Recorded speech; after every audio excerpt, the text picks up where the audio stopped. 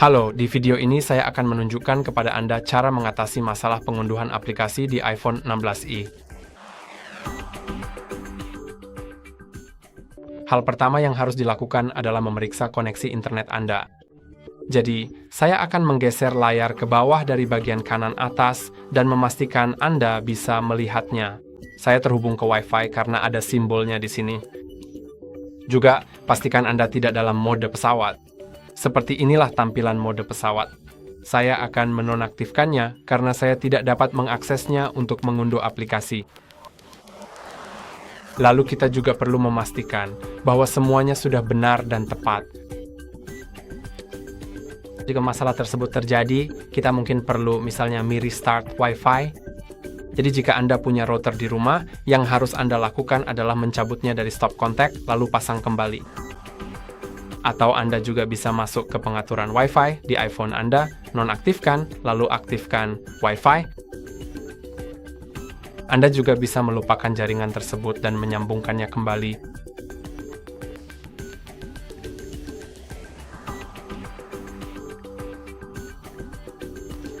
Sekarang, karena saya sudah terhubung, Anda sebaiknya coba lagi.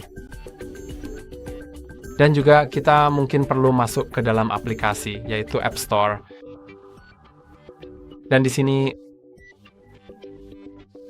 di data seluler, jika Anda ingin mengunduh aplikasi menggunakan data seluler, bukan Wi-Fi, Anda harus masuk ke unduhan aplikasi, dan Anda bisa mengaturnya ke selalu diizinkan jika Anda tidak memiliki paket data seluler terbatas. Jadi setelah itu, seharusnya berjalan lebih baik, coba lakukan itu lagi.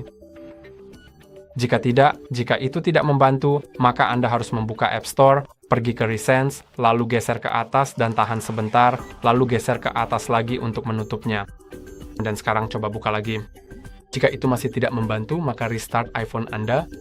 Anda bisa merestartnya terlebih dahulu dengan menekan tombol volume atas, volume bawah, lalu tekan dan tahan tombol power. Jadi setelah menekan tombol volume atas lalu lepaskan, kemudian volume bawah lalu lepaskan, lalu tekan tombol power. Anda perlu menekan dan menahan sampai logo Apple muncul di layar. Sekarang saya bisa melepaskannya dan iPhone seharusnya akan restart.